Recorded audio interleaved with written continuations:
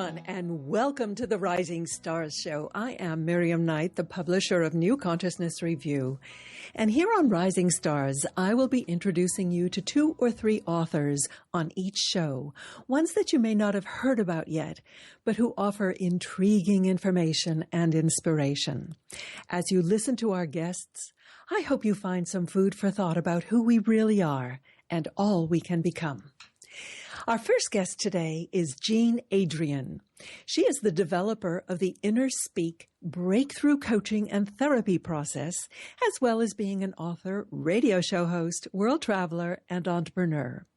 Her passion is creating quantum change in her own life, and she loves to share that with others, helping them do the same.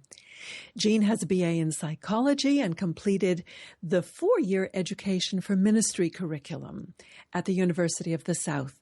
She's published 3 books, including Soul Adventures, Reframe Your World, Conscious Creation in the New Reality, and her latest book is Power Tools, the ultimate owner's manual for personal empowerment. I also know she has 2 amazing decks of empowerment cards that are great fun. And I'm so pleased to welcome Jean. Welcome to the show. Thank you, Miriam. It is great to be your guest on Rising Stars. Oh, thank you, my dear. It's fun to have you back.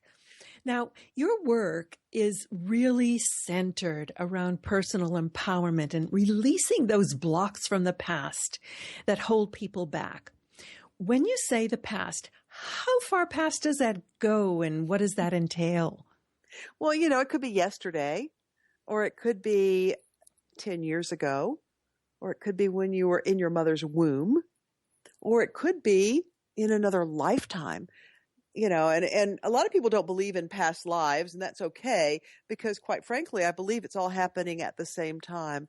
We're multidimensional beings, and we're far more powerful than we know. But, when we hang on to stuff, whatever that stuff is and wherever it came from, those belief systems and those programs that we use to get through difficult times don't serve us in the present moment because they're not part of the present moment. That's why we have to let them go. That's such a powerful concept, but it's difficult to wrap one's mind around. This idea, the idea that now is the only moment that we really have to operate in the world is easy to understand because what's past is past, what's future hasn't happened yet, so there's no point in worrying about it. Right. But this whole notion of everything is happening kind of simultaneously sort of blows your mind a bit. Well, that's because it's nonlinear, you can't. Our minds are linear. That's how they work, It's this step and then this step and then this step. So anytime you get outside of that spectrum, then it's impossible to wrap your mind around it. And so you have a couple of choices. You can either just accept that that might be so, or you can give yourself a headache by worrying about it. I get around it by saying this is my current working hypothesis until proven differently. I like that. Yes. Okay. So how easy is it for us to let this stuff go when we're ready? And how do we know we're ready? Well, generally we know we're ready when we actually recognize that we're stuck. Because a lot of times we'll stay stuck for days, weeks, months, and years without even realizing that there's a different potential out there beside the one I'm living in. And so when you wake up enough to realize you have choice and that perhaps there are options, that's when you're ready to start letting the stuff go. And once you do that, then, it's just a matter of accepting and doing it. There was an old, did you ever used to watch Bob Newhart back in the 60s? Oh, my goodness. Okay. Yes, I will date myself. Yeah. Okay. So he had a show one time where he had clients come in and, he was a psychologist. And so they would ask him, so how much do you charge? And he said, $5. And so the woman would say, well, okay. And so she would plunk out $5 on his desk and he would let her begin to talk her diatribe about what was going on in her life that wasn't working for her. And he let her go for about a minute or two, and then he'd say, okay, just stop it. And she, of course, she would go, what? and he goes, yeah, okay. And then if she started in again, he goes, that's going to be another $5. And this went on for a while, and he would let her, go for a minute or two and then just stop it. And that's really what we have to do. Or somebody out there wrote a book called Put on Your Big Girl Panties and Get Over It. I don't remember who that was. And so, we have a choice in every moment of every day, but the reason why I'm not without clients is because most of us don't realize that, or we can't see the forest for the trees. But once somebody can point us in the direction of what you need to do to let it go or to stop it, then you can do that. And I guess the reason why I call it empowerment stuff is because I'm not anybody's healer and I'm not anybody's guru. But I'm really good at getting outside the box and showing folks where the bigger picture lies and what they need to do in order to shift out of a situation that is perhaps not for their highest good. Does that make sense? That makes sense. But do you think that one of the reasons that it's so difficult to let go of the story is because that's kind of our definition, our understanding of who we are, and we see ourselves reflected in the story. So in order to get beyond it, we really need to come up with a different version of ourselves. And an empowered version is scary. That's what Marianne Williamson said, that it's not that we're, let's see, what does she say? It's not that we're afraid of how powerful we really are. Yeah, exactly. And because, in so many instances, in fact, probably in so many lifetimes, we got punished for being powerful. And certainly in this lifetime, as little children, when we tried to explore that bigger world, many times we got the big no. And a lot of times that big no felt disempowering. And all we were trying to do was have fun, Yeah. So that choice really is the point of power. That's really the only power we have. It's the ability to make our choices in any moment. Yeah. In fact, somebody told me this many years ago when I did not understand what they were saying at the time, but boy, I sure do get it now. This woman told me that unless I had options, that I wasn't in the right place at the right time. Because at every moment, we should be able to clearly see our options. Mm-hmm. Mm-hmm. And I didn't get that. But boy, that is so true. Because, if I'm in a place where I think I have no choice, then I'm laboring under some sort of an old program or old story, because I always have a choice. Yeah. Yeah. And the flip side of the choice is what you do with it. You talk a lot about accountability and responsibility. Why is there so much importance on these today? Well, mostly because we're growing up as a society, as a culture, and as a mass consciousness. We are in a higher level of consciousness and vibrating higher than we ever have in the past. And probably that's because there's so much light coming onto the planet now. But regardless of how you feel about that, we are smarter than we've ever been before. And we certainly have the ability to look at life from a higher perspective. Maybe this is because there's so much media bombardment that's making us aware of the bigger picture all the time. I don't know. There are probably lots of reasons for it, but in the past, it was easy for us to believe that we were a victim. That we weren't responsible for whatever came in our lifetime. Now the truth is that was never the truth. I mean, we always were the creators of our reality, and we should have always been accountable and responsible for the reality that we were creating. But more and more, now we're beginning to realize that, and it's really become incumbent upon each of us now to own that. Yeah. and to understand that in every moment of every day, we are creating our reality. And if we don't like what we're creating, we need to stop, change our thoughts, change our beliefs, and create something different. The masters throughout all the ages have been trying to make us aware of that. And I think now we're finally getting it. And that's why it's so important. I forget who it was who said that pain in life is a given, but suffering is optional. Yeah. Yeah. Probably Gandhi. So, but you talk about the media, which is really creating this climate of fear that we're steeped in. How does fear impact our ability to create what we want? Well, if you believe that if you create what you want, that it's going to come back and hurt you, then you won't do it. And, so much of what we see around us is this fear-related stuff that causes us to want to hold back on everything. Certainly if you watch enough television, you're going to not even want to go out your front door. Yeah, crawl into bed under the covers. Yeah. Exactly, or under the bed,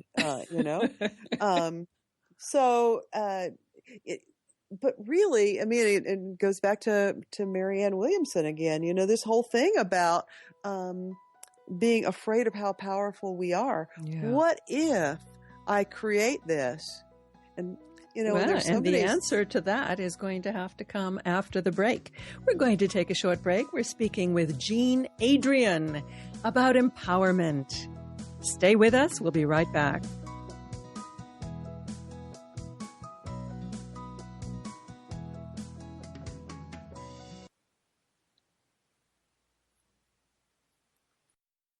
Free your mind. Expand your soul. Om Times Radio. IOM FM. Hey ladies, do you want to have that good hair day feeling all the time? Gentlemen, would you want your special someone to have that glow, letting you know she's feeling completely satisfied? This feeling and that glow can be yours by embracing your sexual power. So join me, Rachel Kenley, award-winning romance author, on the O-Spot. The O-Spot will guide you to that peak with guest interviews, book discussions, and conversations on the thrills of sexual empowerment. Put the zing back in your life. Come up and see me sometime on the O-Spot, live on Hump Day at 10 p.m. Eastern.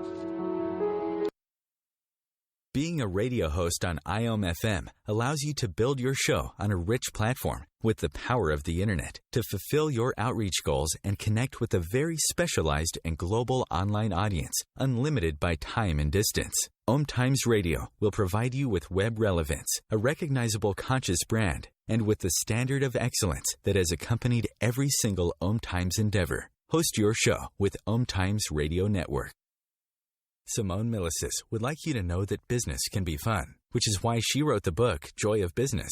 What if you could have the joy of business rather than the stress and struggle? Most of the time, the only thing stopping you from a thriving business is you. In the Joy of Business book, Simone gives you access consciousness tools and pragmatic ways to get out of your own way and to create the business, life, and living you know is possible and beyond what this reality says is achievable. Business is joy. It's creation. It's generative. It can be the adventure of living. You can purchase your copy of the book through Amazon or Joy of Business website, www.accessjoyofbusiness.com.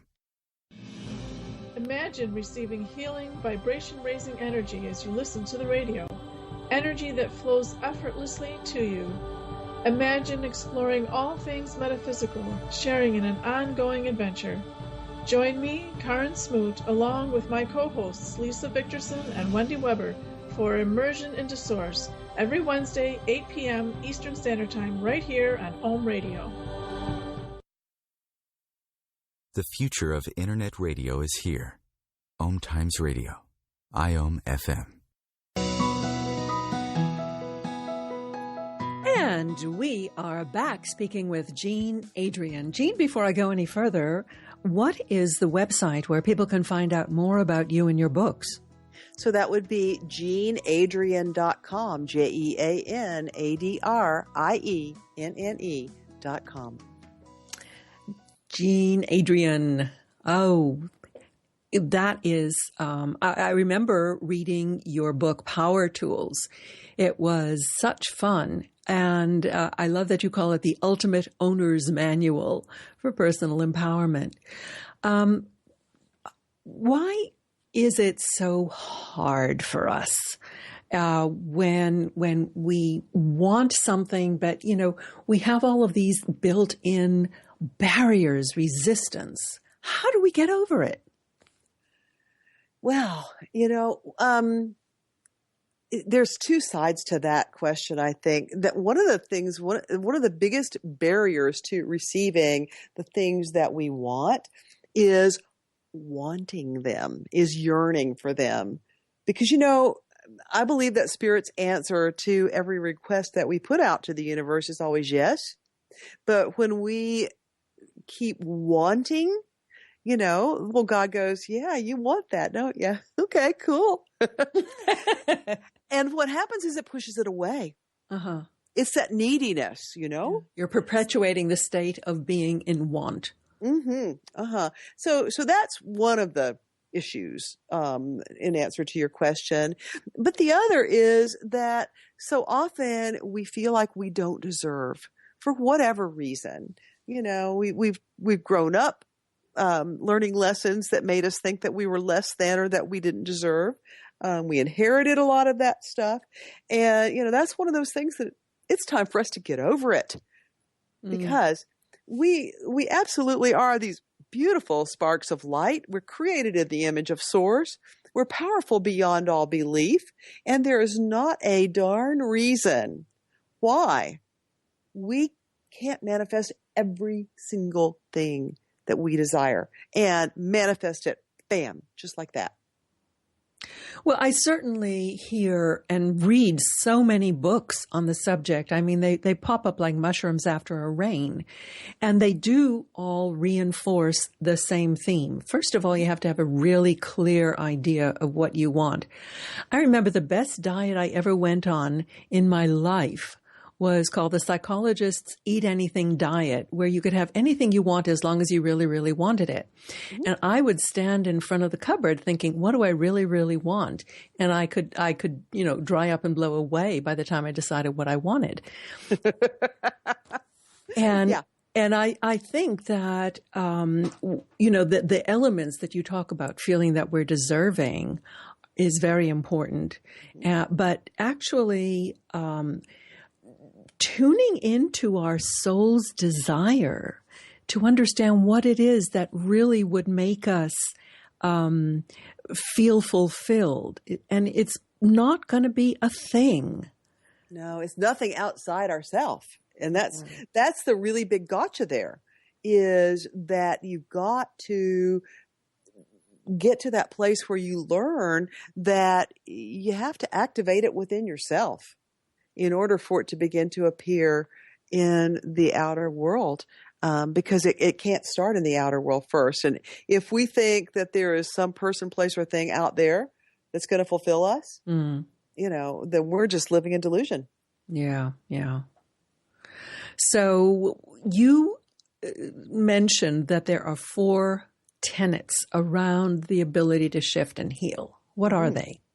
Well, my first belief is that in order to achieve this shifting or this healing, you have to ask for it.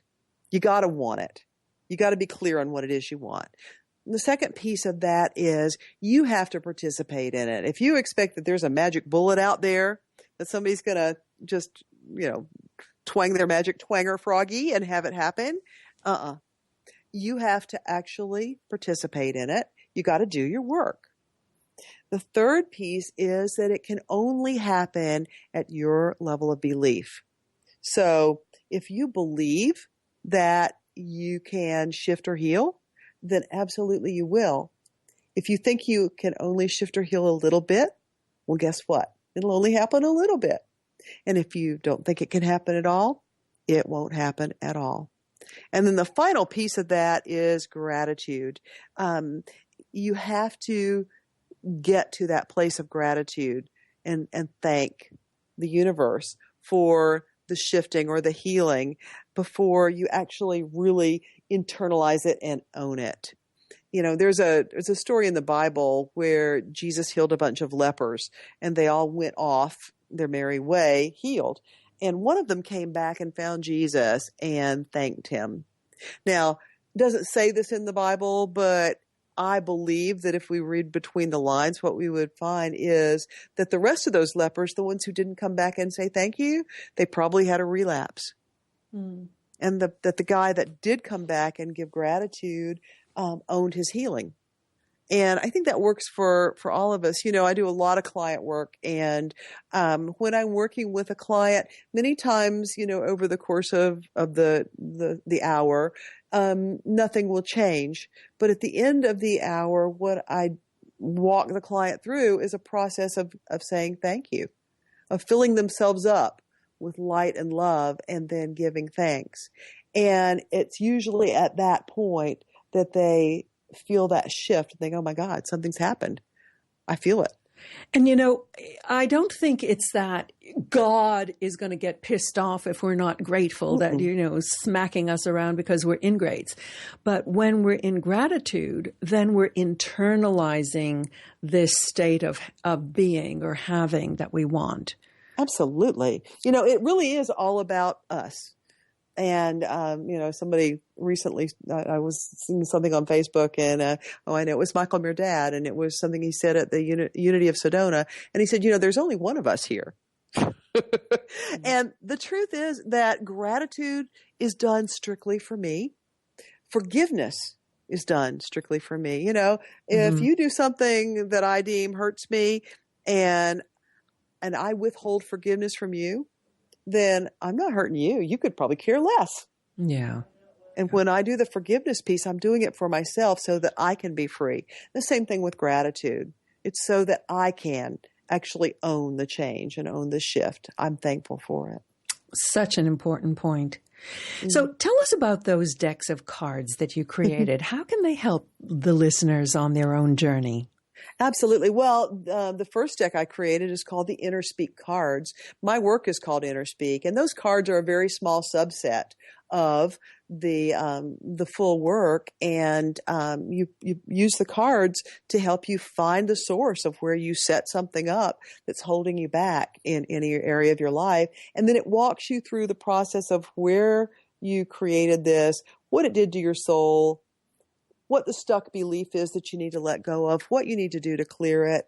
And then after you've cleared it, you get blessings from the angels for doing the work. And, you know, Miriam, my gift to your listeners is I've automated that. It's an actual online website. If they go on to JeanAdrienne.com and sign up for my newsletter, I'll reply back to them with the link to the online version of those cards so that they can use them on their computer perfectly free. And if they don't like my newsletter, they can opt out at any time and still keep using those cards.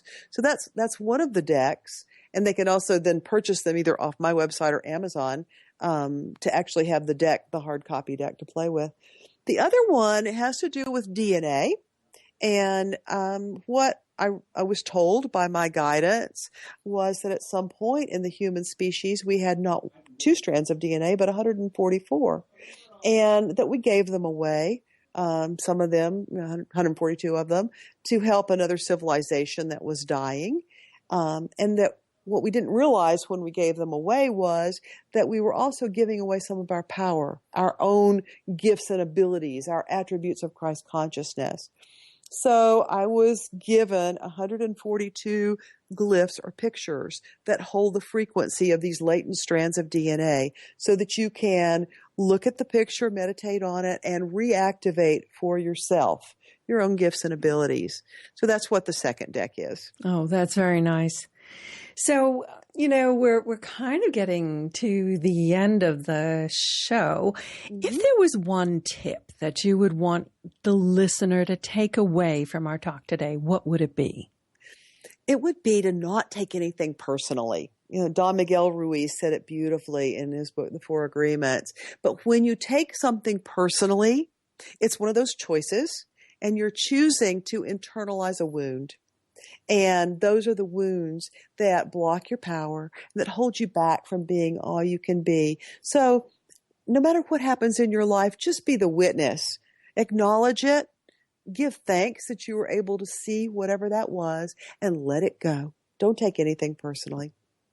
You know, I think that the 4 agreements, in fact, the 5 agreements are some of the most profound teachings, simple yet profound. I really like the 5th one too, which is be skeptical, but listen. Listen to what other people are really saying underneath it all.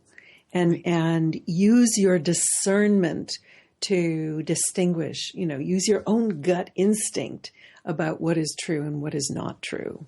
Absolutely. So you do coaching, don't you? I do, yes. And also another gift for your listeners, I offer a free 15-minute consultation with me. It's on the homepage of my website, and just click the Start Now button. And I can get you started on that path to your personal power and to having everything you want. So that website again was Adrienne. .com. Yeah. JeanAdrienne.com. So you have both the free cards and the personal consultation.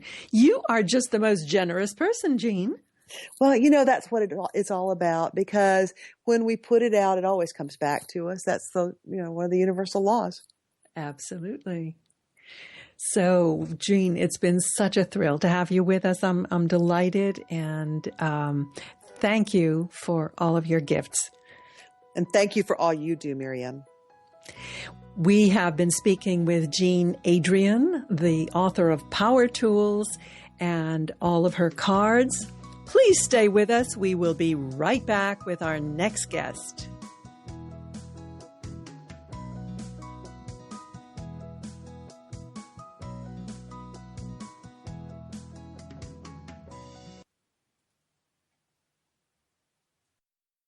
Your conscious lifestyle on steroids. Om Times Radio. IOM FM.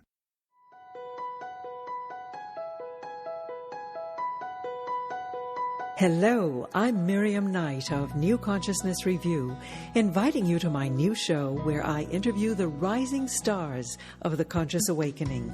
We'll explore the many faces of consciousness and action and intriguing perspectives on life, the universe, and everything in between.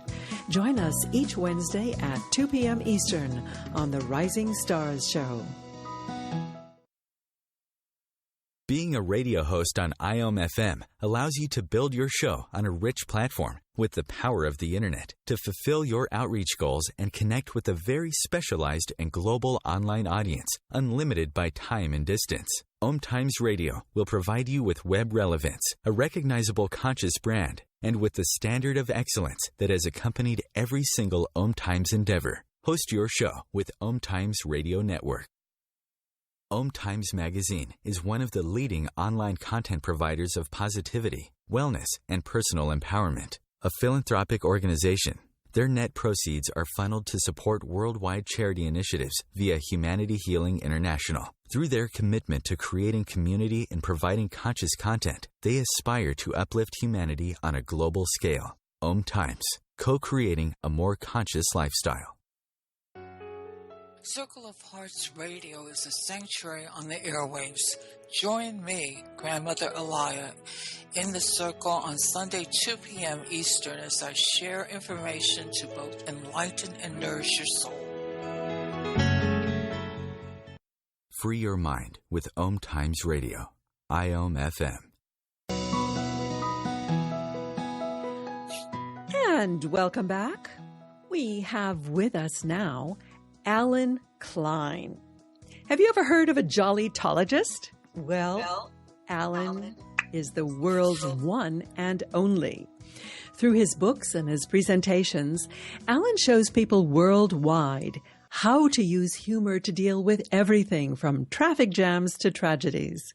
He's an award-winning professional speaker and the recipient of a Lifetime Achievement Award from the Association for Applied and Therapeutic Humor. He's a certified speaking professional from the National Speakers Association, and he got an award from the Toastmasters Communication Group. He is also a member of the Hall of Fame designated by Hunter College of the City University of New York. He is the author of 25 books that have sold over 600,000 copies, and his books include The Healing Power of Humor, The Art of Living Joyfully, and his latest book, You Can't Ruin My Day. Comedian Jerry Lewis once said of Alan that he is a noble and vital force watching over the human condition. Well, what a compliment. Welcome, Alan. Thank you. It's good to be back here. Oh, I'm delighted to have you back, and I look forward to a chuckle or two.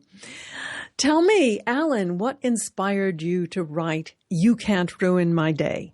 Well, you pay attention to what the universe sends you, and things happen. So it's a Saturday morning.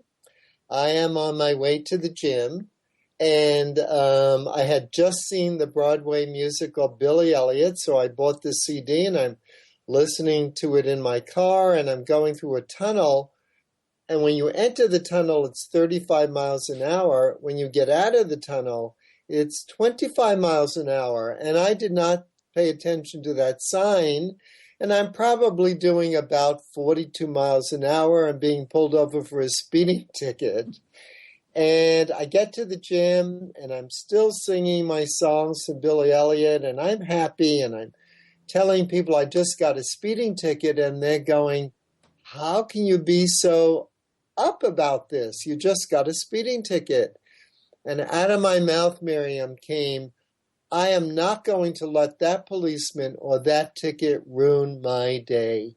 Mm-hmm. And I realized how many times a day or in our life, we give away our power to other people and other things. And I thought, what a great idea for a book to show people how to take back your power and not let anyone or anything ruin your day. That's interesting because that was kind of the theme of our first interview today about personal empowerment. And you have this added layer of humor. Why is the power of humor so healing? Well, one of the things, if you can find something to chuckle about in a situation, I don't care what the situation is, if you can find a little bit of humor, even, just a smile, something to lift you up, you get a different perspective. You see things differently. You rise above the situation. You get power over the situation because sometimes there's nothing you can do about it. But if you can laugh about it, you've taken back your power and rise above it. Well, obviously, you're hitting a resonant chord with people because your book, The Healing Power of Humor, is in its 40th printing and in 9 different languages. That's a pretty impressive achievement. What inspired you to write that book?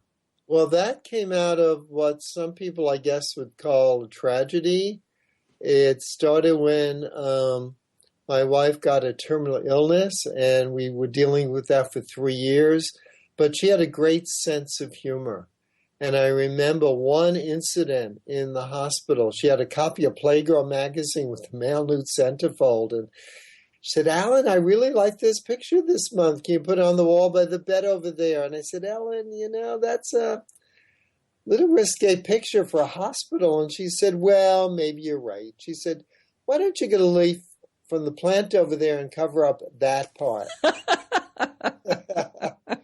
And Miriam, I did that for the first day, things are fine. For the second day, they were fine. But by the third day, the leaves started shriveling up. And we would look at that and we would laugh. And after she came home from the hospital, we would think about that incident and realize how, again, it gave us a perspective. It helped us rise above the situation. It wasn't a lot of humor. It was only 5 or 10 seconds of laughter, but it just helped us get a different perspective, a different view of what was happening. Wonderful. Sometimes it's so difficult to see the humor in a situation. Is it a particular quirk of mind that enables you to do that? Well, I think it's our attitude, and what I talk about in the new book, You Can't Ruin My Day, which does have 52 what I call wake-up calls or themes of how to take back your power. The main, I guess, there was one phrase, one sentence that I would get from that book. It would be that nothing, we see everything through our own eyes. That the only meaning things have is the meaning we put on that. Mm-hmm. So like Viktor Frankl talked about using humor to help him cope with being in a concentration camp. Yes, it was a terrible time for him, but again, he found a little humor through his eyes. He found a little humor to help ease that situation. Mm-hmm. So we see everything through our eyes. Nothing has an inherent meaning. It's a meaning that we put on it. Right. Now, you have a remarkable story of how you found your publisher, Viva Editions. Can you share that with our listeners? Sure. Well, one of the 52 wake-up calls is to the words we use, how powerful they are. And so I had 7 books published by Random House, division of Random House, and then they were cutting back, cost cutting, and closed that division, even though the books, which were uplifting, motivational, inspirational quotation books, even though they had sold over 400,000 copies, they closed that division. And so I got the rights back, tried to sell them. I struggled, and another technique is to stop struggling. And I struggled for a year and a half to try to sell those books, and I could not do it. So I put a little sign above my computer. I just let go, another technique, let go. And I let go of trying to sell the book, stopped struggling, and put the sign on my computer that said, "The perfect publisher will find me. The perfect publisher will find me." And I put that above my computer, and I saw that every single moment of the day, and did not try to sell the books anymore, and just trusted that the perfect publisher would find me. And I went to an author's meeting, and I heard 2 women saying, we have an incredible publishing company. They're doing very well. They're very successful. And we're starting a new division. And we are looking for uplifting, motivational, and inspirational books. And I turned to them and I said, I have 7 of those ready to go. And they gave me their business card. And they said, send them to us. And I looked at the card. And the first miracle was that they were about 5 blocks from where I lived. So the next day I brought them the books, and they did publish one of them, and then they got too big for their little office. So they moved to bigger quarters, and they had a big party, and I walk in, and this woman comes up to me, and she said, you don't know me, but I know you. She said, I own this company. I'm really glad we're publishing your books now. And I live in London, so you don't see me around the company a lot. She said, but I know you for about 10 years. And I looked at her and I go, I don't know you. You know me. How come? And she said, for 10 years, I lived across the street from you, and I would watch you walk a dog every single day. Oh, wow. The second miracle, the perfect publisher found me. So close to home, too. Yeah. Amazing that once I gave up struggling, and I let go, and I let kind of I don't know what it is, but something work, I believe in a higher power, and so that started to work. And once I was struggling, I kind of blocked that. So yeah, that's the perfect publisher. And I advise my readers, if they want a relationship, they want a new job, whatever it is, just fill in that blank. The perfect whatever will find me, and let the universe work on your side to help you do that. Do you have any sense or understanding of how the universe actually does that. I mean, what is it in that framing of the words and thoughts that manifests for good or for evil? Well, I think, I don't know. I can't prove any of this, Miriam. All I know is that every time I am positive and, part of it's being grateful. I think the more you're grateful, the more great stuff comes into your life. Part of it's forgiveness. So you kind of clear the path in a way. That's as best as I can explain it. You clear the path for good to come into your life. Listeners, are you sensing a theme here? Am I sensing it? I'm talking to the listeners because this is just being reinforced and reinforced. So, Alan, what is your website? Oh, my website's really simple. It's my name. So it's www.alanklein.com. People do need to spell both names correctly because there's various spellings. So it's ALLENKLEIN.com. And do you have a new book in the works, Alan? I always have a book in the works, Miriam. As a writer, once you write one book, as you're writing, all these ideas, at least for me, flood in. So I do have a book about how, because I believe children are our greatest teachers. Uh-huh. So the book is called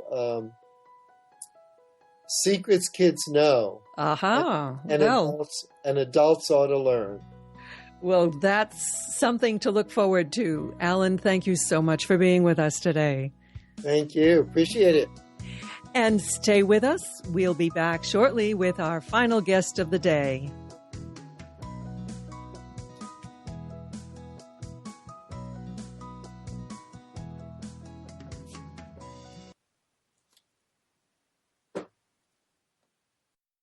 The cutting edge of conscious radio, Om Times Radio, IOM FM. Do you have time to read that inspiring book or that blog post you've been meaning to get to? In your busy world, how do you improve yourself and keep your life going? I'm Lisa Kay, and my Between Heaven and Earth radio show can transform your life just by listening. Be uplifted with inspiring topics, positive stories, and ideas that really work. Between Heaven and Earth Radio is conscious living for your soul, every Wednesday at 4 p.m. Eastern Time.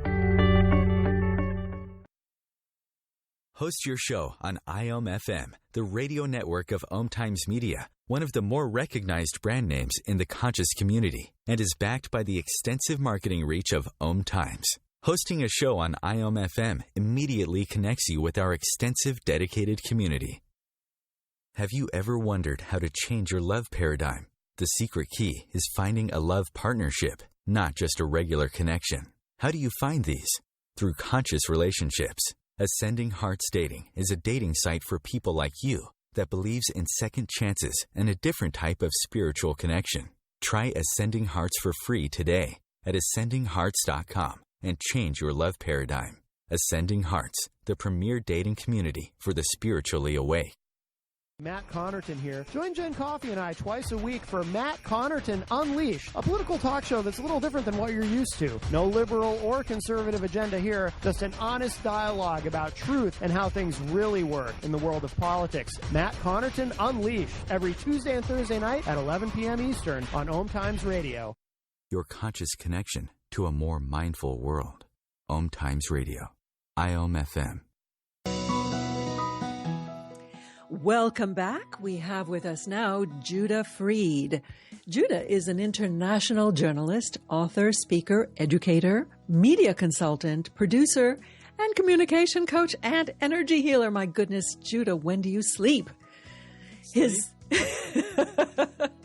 has an upcoming book called Making Global Sense, which is the fruit of 40 years of work. It was inspired by Thomas Paine's book, Common Sense.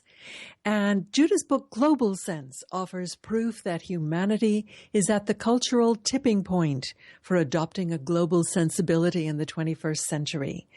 The book exposes the sources of the most urgent environmental, political, and economic crises endangering our survival. Welcome, Judah, all the way from Hawaii. Yes, aloha. Aloha. Okay, tell me about what you had in mind when creating this book, Making Global Sense. Well, the book has been in development for a long time. And originally I began writing the book after the 9/11 attacks and was focusing on using Thomas Paine's common sense as a way of talking about how we sacrificed liberty for security and how the only way we're really going to deal with the problems in our world is by awakening to a global sense of our deep, profound, subtle interconnectivity on the planet. Since then, the book has evolved considerably, and what exists today, and the book that I'm now pitching to publishers, is a book called Making Global Sense, which basically lays out three main concepts. One is just the whole notion of the global sensibility, the new consciousness that's emerging in the world. Second is the needs for this and the problems that we have that are being caused by male dominance or alpha male rule and the addiction to men being in charge, and also twisted ideas we have about wealth and power. And then lays out a series of 12 social trends that pretty well prove that this shift into global consciousness is actually happening today. It's not just pie-in-the-sky, new age fantasy idealism. It's very real and concrete and actually going on even as we sit here listening now. Oh, I totally agree with you. Certainly, judging from the books that come across my desk, I feel the shift, a dramatic shift. Really, I would say in the past 10 years or so, 10 to 15 years. So, you know, a lot of authors are writing about this shift in human consciousness. What is your specific take? Well, I think in terms of specific take, I think is that a lot of what people are talking about, I think, is ungrounded. And they have a lot of wishful thinking and a lot of fantasy and even magical thinking around it without really understanding that this is not just a spiritual phenomenon that has to take place, although that's the root of it. We have to extend it into politics. We have to extend it into economics. We have to extend it into community activism. We have to take our inner shifts and our personal growth and really extend it into the world in a way that individually and together we collectively make a tremendous difference in the way we go forward. You know, the notion of spirituality really, I think, can perhaps best be described by the sense of interconnection. And when you have this sense of interconnection, whether it is with a higher source, you know, a God or whatever, or simply with every aspect of our biosphere, with every other human being, with the welfare of the planet, that shifts your thinking from a me first to a sense of responsibility and looking at the consequences of our actions. And I think that is the main shift that seems to be happening on every level today. Is that your take? Pretty much. I would put it in these terms. When we realize that we're deeply interconnected, we realize that every single thought, word, feeling, emotion, and deed makes a difference in the world, by design or by default. We're always making a difference with everything that we think, feel, say, and do. And as a consequence, when we see that we're having an impact, it just naturally follows that we start taking responsibility for it because we know that what we do to others, we're doing to ourselves. And so it's enlightened self-interest, if you would. And I think that is what's going to change the way we do economics. I think that's going to change the way we do politics. I think that emergence of a global sensibility, or what I just simply call global sense, is what we're going to change. And that's going to produce the outer change, is that inner awakening. What evidence do you see for this actually happening at this time? A couple short examples. One would be that there's a big change in what we call conscious consumers. There's a phrase that's been appearing called lifestyles of health and sustainability. It also has the acronym of LOHAS. And these are the people that think about how they use their dollars as a vote. They're aware of the planetary influences of what they do, and they're also paying a lot of attention to holistic health and social responsibility. So currently, the research on this from the National Marketing Institute in the USA shows that approximately 22% of all U.S. adults are low-house consumers. There's also research from the people that wrote the book Conscious Creatives that place this same cluster of values at around 25 to 26% of the U.S. adult population. There's also, by National Marketing Institute, they say that approximately 24% of all U.S. adults are what they call naturalites. These are people that care more about holistic health or natural health than they do about the environment, but they still have this global sensibility. And so the naturalites and the low-house consumers together represent 46% of the U.S. adult population. But the low-house group is really the core population. Worldwide, that's about 16% based on a variety of sources. But that's still much better than it was, say, 10, 15, 20 years ago, where it might have been 5 to 10%.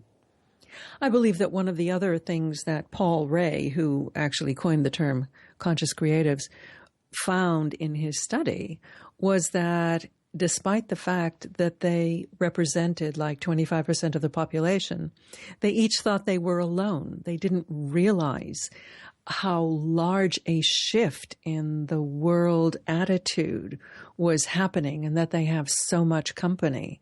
Do you think that's shifting now? Do you think people are recognizing that this is a movement whose time has come? I believe so, and I think some evidence of that would be 1 billion plus people that turned out for the World Climate March last year. Other example would be just 1 billion people that show up for Earth Day every year.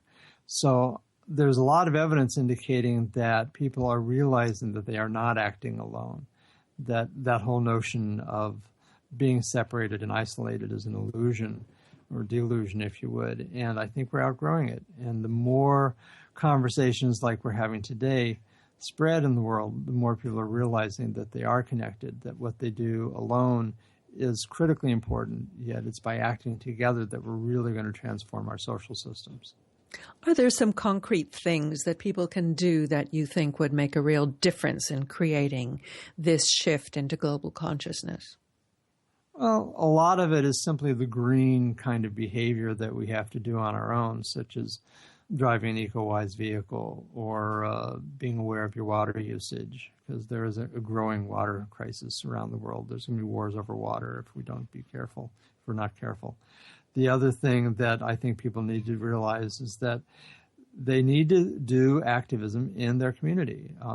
Go to a literacy center and volunteer your time. Go to a homeless shelter and help people figure out what they really need to do inside themselves to have their lives work. Take time to read to your children at night. There's a lot of things that each individual can do. If people are interested, they can go to my website, for example, and click on the link there. It's globalsense.com, and they can click on the link there to subscribe to my e-letter, and they'll get all sorts of resources they can do, plus a little lovely PDF surprise freebie. Well, it's like Gandhi said, be the change you want to see in the world. You can't just wait for someone else to do it. Quite so. So, other than going to your website and getting whatever little secret freebie you have, if people want to support your book, possibly even there's a publisher out there who wants to support your book, what can they do now?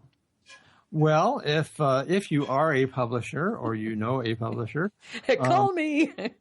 Well, actually, my agent is Marianne Corinch at the Rudy Agency, and she's I feel really, really blessed to find her, and she's got insights into the nature of the book that is more precise than almost anybody I've been blessed to encounter. So she would be the one to contact if you're a publisher. Meanwhile, I have been collecting endorsements for the book from people like Barbara Marx Hubbard and Ocean Robbins and John McKay from Whole Foods, and I'm really blessed by that. But if you would like to contribute an endorsement of the book, contact me through globalsense.com, and I would be happy to give you a free advance review copy. The other thing that people could do is just really just start using the phrase global sense in your daily conversations. If something makes global sense to you, say so. If something doesn't make global sense to you, say that. And start using this phrase in your daily conversation. That will also help spread this awakening that I think needs to take place worldwide. Well, global has the wonderful double connotation of not just relating to the planet, but relating to the bigger picture. So that's a wonderful phrase, making global sense. And I want to thank you very much, Judah Freed, the author of the book, hopefully to be published soon, Making Global Sense. And Judah, your website again? Is globalsense.com. Globalsense.com. Judah, thank you. Blessings to you. It's good to be with you again. And thank you, dear listeners, for being with us today. I'm Miriam Knight, and I invite you to visit New Consciousness Review on ncreview.com, where you can subscribe to our free newsletter. Join us next week to meet more rising stars of the new consciousness. Until then, shine brightly, dear friends. We need your light.